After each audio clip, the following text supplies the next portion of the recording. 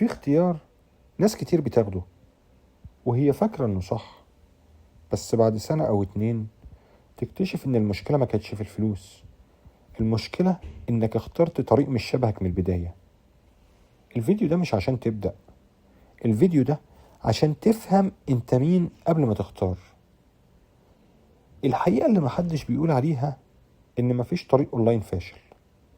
كل الطرق حلوة وكل الطرق كويسة، وكل الطرق لو مشيت عليها صح وصبرت عليها هتدخلك فلوس. بس في ناس دخلت طريق غلط ليها من البداية. فقبل ما تدخل أي طريق لازم تسأل نفسك 3 أسئلة مهمة. لو سؤال واحد منهم إجابتك عليه لأ، ابعد عن الطريق ده فورا وشوف غيره. شوف اللي مناسب ليك بالظبط، اللي فعلا هتقدر تستحمله. أول سؤال هتسأله لنفسك: هل أنا أقدر استحمل كل يوم ده؟ كل يوم استحمل ضغط وملل وتكرار وعزلة؟ الطريق اللي مش مستحمله يوميا هتكرهه حتى لو كسبك فلوس. السؤال التاني: هل ده محتاج شخصيتي أنا ولا محتاج شخصية حد غيري؟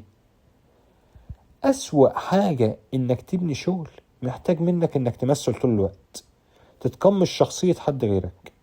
حتى لو كسبك هتمل منه، هتزهق منه ومش هتكمل. السؤال التالت: لو النتيجة اتأخرت، لو فضلت 6 شهور من غير نتيجة، هل هتكمل ولا هتنهار؟ الطريق الصح هو اللي ينفع تستحمل تأخيره. أنا بحب الحاجة دي وعايز أعملها، حتى لو ما كسبتش منها فلوس دلوقتي أنا بحبها، وطول ما أنا بحب الحاجة اللي بعملها هشوف طريقة معينة أطلع منها فلوس. لو اتأخرت شهر 2 3 6 سنة وأنا مؤمن بيها هفضل شغال فيها لحد ما أجيب فيها أحسن ما عندي، طالما أنا بحب الحاجة اللي أنا بعملها دي.